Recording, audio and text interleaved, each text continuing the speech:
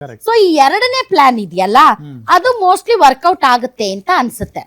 ಆದರೆ ವಿಜಯ್ ರಾಜ್ಯಪಾಲರ ಬಳಿ ಹೋದಾಗ ಈಗ ರಾಜ್ಯಪಾಲರು ಏನ್ ಮಾಡ್ತಾರಂದ್ರೆ ಆರ್ಟಿಕಲ್ 164 ಪ್ರಕಾರ ಸಿಎಂ ನ ಅಪಾಯಿಂಟ್ ಮಾಡ್ತಾರೆ. ಯಾವುದು ದೊಡ್ಡ ಪಕ್ಷವಾಗಿ ಹೊರಹೊಮ್ಮಿದೆಯೋ ಆ ಪಕ್ಷದ ನಾಯಕನನ್ನ ಕರೆದು ನೋಡಿ ನೀವು ಆನ್ ದಿ ಫ್ಲೋರ್ ನಿಮ್ಮ ಒಂದು ಬಹುಮತವನ್ನ ಸಾಬೀತುಪಡಿಸಿ ಮತ್ತು ತಾವು ಮುಖ್ಯಮಂತ್ರಿಯಾಗಿ ಪ್ರಮಾಣ ವಚನ ಸ್ವೀಕರಿಸಿ ಅಂತ ಹೇಳ್ತಾರೆ. ಆ ನಿಟ್ಟಿನಲ್ಲಿ ವಿಜಯ್ ಅವರು ಇವತ್ತು ಹೋದ್ರು ಮತ್ತು ಅವರು ತಮ್ಮ ಒಟ್ಟು ಬೆಂಬಲವನ್ನ 112 ಜನರದ್ದು ಕೊಟ್ರು ಮತ್ತು ಮೌಖಿಕವಾಗಿ ಹೇಳಿದ್ರು 118 ನಮ್ಮ ಹತ್ರ ಇದೆ ಅಂತ. ಆದ್ರೆ ರಾಜ್ಯಪಾಲರು ಅಲ್ಲೊಂದ್ ಸ್ವಲ್ಪ ಖ್ಯಾತೆ ಮಾಡ್ತಾ ಇದ್ದಾರೆ ಅಂತ ಅನ್ಸುತ್ತೆ. ಆಮೇಲೆ ಬಹುಮತ ಸಾಬೀತುಪಡಿಸಬೇಕಾಗಿರೋದು ರಾಜಭವನದ ಅಂಗಳದಲ್ಲ, on the floor of house, ವಿಧಾನಸಭೆಯಲ್ಲಿ. ರಾಜ್ಯಪಾಲದ ಅಂಗಳದಲ್ಲಿ ತಲೆ ಲೆಕ್ಕ ಹಾಕಕ್ಕಾಗಲ್ಲ ನೀವು 118 ಇದ್ದೀರಾ ಅಂತ. ಲೆಕ್ಕ ಹಾಕ್ಬೇಕಾಗಿರೋದು ಎಲ್ಲಿ? On the floor. ಸೊ ಹಾಗಾಗಿ ರಾಜ್ಯಪಾಲರು ಇಲ್ಲಿ ಏನಾದ್ರೂ AIADMK ಜೊತೆಗೆ ಏನಾದ್ರೂ ಅಡ್ಜಸ್ಟ್ಮೆಂಟ್ ಆಗಬಹುದಾ ಅಂತ ಒಂದ್ ಸ್ವಲ್ಪ ಟೈಮ್ ಕೊಡ್ತಾ ಇದ್ದಾರೆ AIADMKಗೆ ಅಂತ ಅನಿಸ್ತಾ ಇದೆ. ಸೊ ನೀವು ಯಡಿಯೂರಪ್ಪನವ್ರ ಕೇಸ್ ತಗೊಳ್ಳಿ 2018ರಲ್ಲಿ. 2018ರಲ್ಲಿ ಸುಮಾರು 104 ಸ್ಥಾನಗಳಿಂದ ಬಿಜೆಪಿ ಅತಿ ದೊಡ್ಡ ಪಾರ್ಟಿ ಆಯ್ತು. ಆಗ ಕರ್ನಾಟಕದ ಜನ ಯಾವುದೇ ಪಾರ್ಟಿಗೆ ಬಹುಮತ ಕೊಡ್ಲಿಲ್ಲ. ಆಗ ಹಂಗ ಅಸೆಂಬ್ಲಿ ಆಯ್ತು. ಹಾಗಾಗಿ ಯಡಿಯೂರಪ್ಪನವರು ಹೋಗಿ ನನ್ನ ಹತ್ರ ನಂಬರ್ಸ್ ಇದೆ, ಹಾಗಾಗಿ ನಾನು ಮುಖ್ಯಮಂತ್ರಿಯಾಗಿ ಪ್ರಮಾಣ ವಚನ ಸ್ವೀಕರಿಸ್ತೀನಿ ಅಂತ. ರಾಜ್ಯಪಾಲರು ಅವರಿಗೆ ಸುಮಾರು 15 ದಿನಗಳ ಟೈಮ್ ಕೊಡ್ತಾರೆ. ವೆರಸ್ ಈ ಕಡೆ ಊರಿಗೆ ಮುಂಚೆ ಕಾಂಗ್ರೆಸ್ನ ಹಿರಿಯ ನಾಯಕರು JDS ಹತ್ರ ಹೋಗಿ ಪದ್ಮನಾಭನಗರದಲ್ಲಿ ನೀವೇ ಮುಖ್ಯಮಂತ್ರಿಯಾಗಿ ಬೇಷರತ್ತಾಗಿ ನೀವೇ ಮುಖ್ಯಮಂತ್ರಿಯಾಗಿ ನಾವಿಬ್ಬರು ಮೈತ್ರಿಯಿಂದ ಸರ್ಕಾರ ರಚನೆ ಮಾಡೋಣ ಅಂತ ಮಾತುಕತೆ ಆಗೋಗಿತ್ತು. ಅವಾಗ JDS ಅವರು ಮತ್ತು ಕಾಂಗ್ರೆಸ್ ಅವರು ಇಲ್ಲ, ಯಡಿಯೂರಪ್ಪ ಅವ್ರಿಗೆ ಬಹುಮತ ಇಲ್ಲ, ಅವರು ವಿಶ್ವಾಸ ಮತ ಯಾಚನೆಯಲ್ಲಿ ಅವ್ರು ಸೋಲ್ತಾರೆ, ಅವ್ರ ಹತ್ರ ನಂಬರ್ಸ್ ಇಲ್ಲ, 15 ದಿನ ಟೈಮ್ ಕೊಟ್ರೆ ಅದು ಒಂದ್ ರೀತಿ ಖರೀದಿ ಹಾರ್ಸ್ ಏನಂತಾರೆ ಇದು ಏನೋ ಹಾರ್ಸ್ ಟ್ರೇಡಿಂಗ್, ಕುದುರೆ ವ್ಯಾಪಾರ ಶುರುವಾಗುತ್ತೆ. ನೀವು 15 ದಿನ ಟೈಮ್ ಕೊಡಂಗಿಲ್ಲ ಅಂತ ಕೋರ್ಟ್ಗೆ ಹೋಗ್ತಾರೆ, ಸುಪ್ರೀಂ ಕೋರ್ಟ್ಗೆ. ಸುಪ್ರೀಂ ಕೋರ್ಟ್ ಅಲ್ಲಿ ಅಯ್ಯೋ ನಾನು ಬೇರೆ ಚಾನಲ್ ಇದ್ದ ರಾತ್ರಿ 2 ಗಂಟೆ 3 ಗಂಟೆವರೆಗೂ ನಡೆದಿದೆ ಅಲ್ಲಿ. ನಡೆದು ಕೊನೆಗೆ ಏನ್ ಹೇಳ್ತಾರೆ, 2 ದಿನದಲ್ಲಿ ನೀವು ಸಾಬೀತು ಮಾಡ್ಬೇಕು ಅಂತ. ಆವಾಗ ಎಂಟ್ರಿ ಆಗೋರೆ DK ಶಿವಕುಮಾರ್ ಅಂಡ್ ಬ್ರದರ್ಸ್. ತಮ್ಗೆ ಗೊತ್ತಿದೆಯಲ್ಲ ಬಸ್ ಅಲ್ಲಿ ಹೆಂಗ್ ಕರ್ಕೊಂಡ್ ಬಂದ್ರು, ಎಲ್ಲರನ್ನು ಸ್ಟ್ರಿಕ್ಟ್ ಆಗಿ ಒಬ್ಬೊಬ್ಬರನ್ನೇ ಹೆಂಗ್ ಬಿಟ್ರು. ಆಗ ಯಡಿಯೂರಪ್ಪನವರು ಬಹುಮತ ಸಾಬೀತು ಪಡಿಸೋದಕ್ಕೆ ವಿಫಲರಾಗ್ತಾರೆ. ಅದಾದ ಮೇಲೆ JDS ಮತ್ತು ಕಾಂಗ್ರೆಸ್ ಮೈತ್ರಿ ಸರ್ಕಾರ ಬರುತ್ತೆ. ಬಂದ ಮೇಲೆ ಅದನ್ನ ಪ್ರತಿಷ್ಠೆಯಾಗಿ ಸ್ವೀಕರಿಸಿದಂತಹ ಮಾಜಿ ಮುಖ್ಯಮಂತ್ರಿ ಯಡಿಯೂರಪ್ಪನವರು ನಾನು ಮತ್ತೆ ಮುಖ್ಯಮಂತ್ರಿ ಆಗಲೇಬೇಕು ಅಂತ ಏನ್ ಮಾಡ್ತಾರೆ, ಆಪರೇಷನ್ ಕಮಲ ಮಾಡ್ತಾರೆ.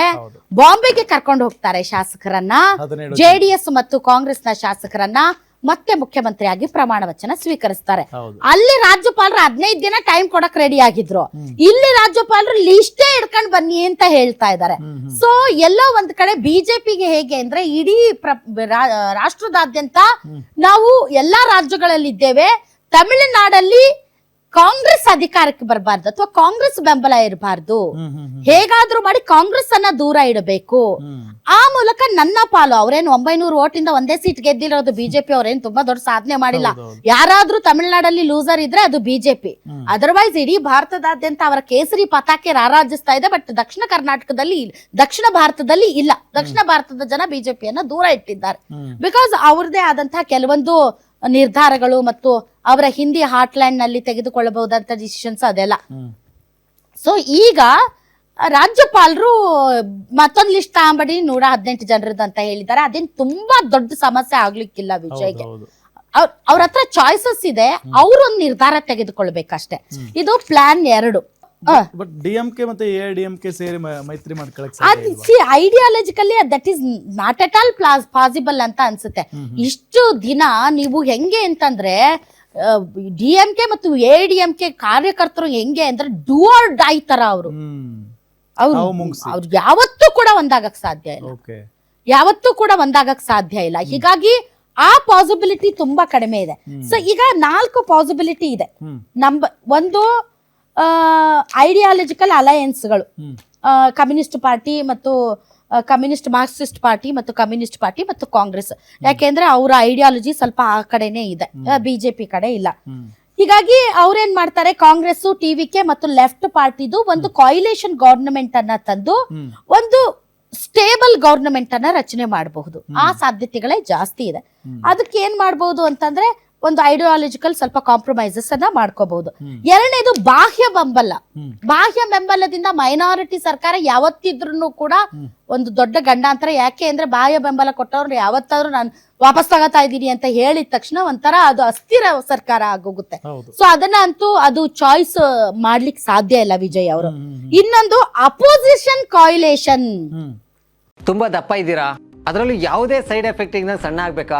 ಎಷ್ಟೋ ಜನ ಹೇಳ್ತಾ ಇದ್ರಿ ಸರ್ ನಾನು ಜಿಮ್ಗೆ ಹೋಗ್ತಾ ಇದ್ದೀನಿ ಆದ್ರೂ ಸಣ್ಣ ಆಗ್ತಾ ಇಲ್ಲ ಸರ್, ವರ್ಕೌಟ್ ಮಾಡ್ತಾ ಇದ್ದೀನಿ ಆದ್ರೂ ಸಣ್ಣ ಆಗ್ತಾ ಇಲ್ಲ ಅಂತ ಹೇಳ್ತಾ ಇದ್ರಲ್ಲ. 100% ಯಾವ ಜಿಮ್ಗೂ ಹೋಗ್ದಂಗೆ ವರ್ಕೌಟು ಮಾಡ್ದಂಗೆ ನೀವು ಸಣ್ಣ ಆಗ್ಬೋದು. ಪ್ರತಿದಿನ ಬೆಳಿಗ್ಗೆ ಸಂಜೆ 2 ಟೈಮ್ ನಮ್ಮ ಜೀನಿ ಸ್ಲಿಮ್ ನ ಯೂಸ್ ಮಾಡಿ ಯಾವುದೇ ಸೈಡ್ ಎಫೆಕ್ಟ್ ಇಲ್ದಂಗೆ ನೀವು ಸಣ್ಣ ಆಗ್ತೀರಾ. ಯಾಕೆಂದ್ರೆ ಜೀನಿ ಸ್ಲಿಮ್ ಒಂದು ಉತ್ತಮ ಆಹಾರ. ಟು ಬ್ಲಾಕ್ ವಿಜಯ್ ಅಧಿಕಾರಕ್ಕೆ ಬರ್ದೇ ಇರೋ ತರ ಆಪೋಸಿಷನ್ ಎಲ್ಲ ಒಂದಾಗೋದು. DMK, AIDMK ಮತ್ತು ಅದರ್ಸ್ ಕಾಂಬಿನೇಷನ್ ಇದು ತುಂಬಾ ಕಡಿಮೆ. ಯಾಕೆ ಅಂತಂದ್ರೆ ಆ ರೈವಲ್ರಿ ಹಂಗಿದೆ ಆ ಎರಡು ಪಕ್ಷಗಳದು. ಇಟ್ಸ್ ಹೈಲಿ ಇಂಪಾಸಿಬಲ್ ಅಂತ ಅನ್ಸುತ್ತೆ. ಇನ್ನು 4 ಏನಂತಂದ್ರೆ ಕಾನ್ಸ್ಟಿಟ್ಯೂಷನಲ್ ಬ್ರೇಕ್ ಡೌನ್, ಬಹುಮತ ಸಾಬೀತು ಮಾಡಕ್ಕೆ ಆಗದೆ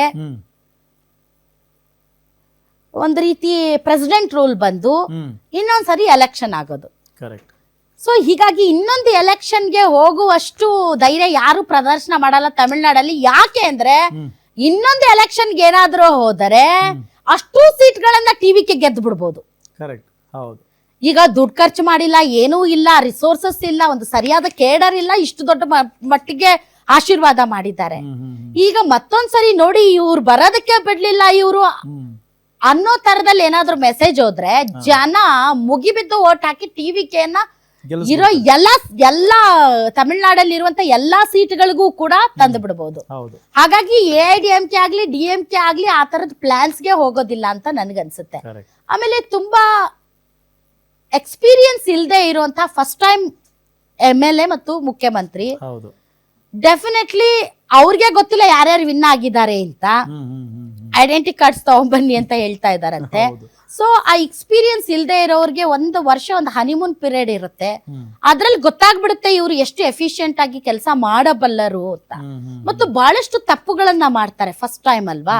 ಆ ತಪ್ಪುಗಳನ್ನ ಇವರು ತಮ್ಮ ಒಂದು ಅನುಕೂಲಕ್ಕೆ ಬಳಸಿಕೊಳ್ಳುವಂತಹ ಸಾಧ್ಯತೆ ಇದೆ. ಸೊ ಇದು ಅಲ್ಲಿರುವಂತಹ ಕಾಂಬಿನೇಷನ್ಸ್. ಬಟ್ ಡೆಫಿನೆಟ್ಲಿ ಆಮೇಲೆ ಇನ್ನೊಂದಿದೆ ಅಪ್ಪ, AIDMK ಸ್ಪ್ಲಿಟ್ ಆಗುತ್ತೆ. AIDMKಗೆ ಈಗ ಯಾರು ಲೀಡರ್ಸ್ ಇಲ್ಲ. ಆಫ್ಟರ್ ಜಯಲಲಿತಾ ಯಾರು ಉತ್ತರಾಧಿಕಾರಿ ಇಲ್ಲ ಅವ್ರನ್ನ ಮುನ್ನಡೆಸೋದಕ್ಕೆ. ಸೊ ಅವರೆಲ್ಲರೂ ಗೊತ್ತಿದೆ ನಿಮ್ಗೆ ಎಷ್ಟು ವ್ಯಕ್ತಿ ಆರಾಧನೆ, ವ್ಯಕ್ತಿ ಪೂಜೆ ಮಾಡ್ತಾರೆ ಅಂತ. ಒಂದು ಡ್ರೈವಿಂಗ್ ಫೋರ್ಸ್ ಇಲ್ಲ ಅಲ್ಲಿ. ಅದಕ್ಕೆ AIDMK ಈಗ DMK ಮತ್ತು AIDMK ಯಾವಾಗ್ಲೂ ಕೂಡ ಪುನರಾವರ್ತನೆ ಆಗ್ತಾ ಇತ್ತು. ಐ ಮೀನ್ ಇವರು ಬದಲಿಗೆ ಅವರು. ಯಾಕೆ ಆಗ್ಲಿಲ್ಲ ಈ ಬಾರಿ ಅಂದ್ರೆ AIDMKಗೆ ಸರಿಯಾದ ನಾಯಕತ್ವ ಇರ್ಲಿಲ್ಲ. ಜಯಲಲಿತಾ ಅಂತ ಒಬ್ಬ ನಾಯಕ ಇರ್ಲಿಲ್ಲ. ಹಾಗಾಗಿ ಈಗ ಅವ್ರಿಗೆ ಒಬ್ಬ ನಾಯಕ ಬೇಕಾಗಿದೆ ಎಲ್ಲರನ್ನ ಮುನ್ನಡೆಸೋದಕ್ಕೆ. ಅದು ವಿಜಯ್ ಅನ್ನೋದು ಅವ್ರಿಗೆ ಗೊತ್ತಾಗಿದೆ. ಹಾಗಾದ್ರೆ AIDMK ಸ್ಪ್ಲಿಟ್ ಆಗಿ ಸುಮಾರು 2/3 ಆಫ್ ದಿ ಪಾರ್ಟಿ ಈ ಕಡೆ ಶಿಫ್ಟ್ ಆದ್ರೆ ಆ ಪಾಸಿಬಿಲಿಟಿ ಇದೆ. ಆಗ ಅವ್ರಿಗೆ ಆಂಟಿ ಇದು ಏನೋ ಡಿಫೆಕ್ಷನ್ ಲಾ 10th ಶೆಡ್ಯೂಲ್ ಪ್ರಕಾರ ಆಂಟಿ ಡಿಫೆಕ್ಷನ್ ಲಾ ಅನ್ವಯ ಆಗೋದಿಲ್ಲ.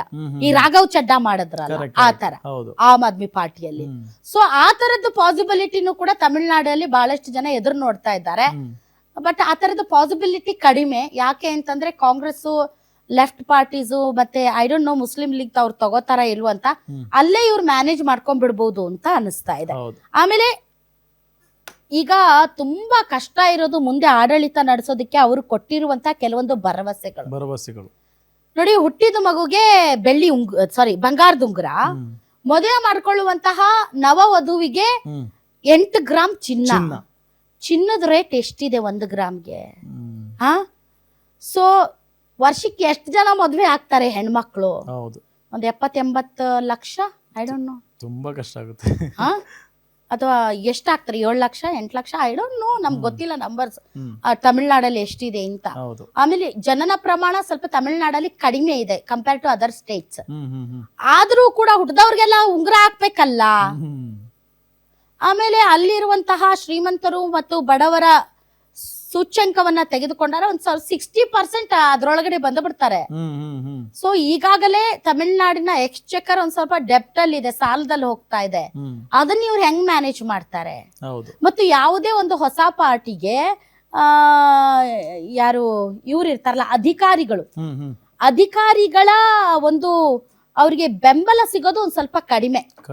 ಬ್ಯೂರೋಕ್ರಾಟ್ಸ್ ಇರ್ತಾರಲ್ಲ ಅವ್ರದ್ದು ಬೆಂಬಲ ಸಿಗೋದು ಕಡಿಮೆ. ಹಾಗಾಗಿ ಅದು ಕೂಡ ಅವ್ರು ಮ್ಯಾನೇಜ್ ಮಾಡ್ಬೇಕಾಗುತ್ತೆ. ಹಾಗಾಗಿ ಎಷ್ಟು ಖರ್ಚು ಮಾಡಬೇಕು ಅವ್ರು ಹೇಳಿರುವಂತ, ಆಮೇಲೆ ಇದಕ್ಕೂ ಸ್ಟೈಫಂಡ್ ಕೊಡ್ತೀವಿ ನಿರುದ್ಯೋಗಿ ಯುವಕರಿಗೆ ಅಂತ ಎಲ್ಲ ಹೇಳಿದ್ದಾರೆ. ಎಲ್ಲಾ ಬಸ್ಗಳು ಫ್ರೀ, ಇಂಥವೆಲ್ಲ ಮ್ಯಾನೇಜ್ ಮಾಡೋದಕ್ಕೆ ಆರ್ಥಿಕ ಹೊರೆ ಸಿಕ್ಕಾಪಟ್ಟೆ ಆಗುತ್ತೆ. ಒಂಥರ ಓಕೆ, ಆರ್ಥಿಕವಾಗಿ ತಮಿಳ್ನಾಡು ಪರವಾಗಿಲ್ಲ, ಬಟ್ ಆದ್ರೂ ಕೂಡ ಇಷ್ಟು ಹೊರೆಯನ್ನ ಹೇಗೆ ನಿಭಾಯಿಸ್ತಾರೆ ವಿದೌಟ್ ಕರಪ್ಷನ್ ಇಸ್ ಅವ್ರದ್ದೊಂದು one line agenda, corruption no corruption ಅನ್ನೋದು. ಸೊ ಹೆಂಗ್ ಮಾಡ್ತಾರೆ ಅನ್ನೋದು ಅವ್ರ ಮುಂದೆ ಇರುವಂತಹ ಅತಿ ದೊಡ್ಡ ಚಾಲೆಂಜ್.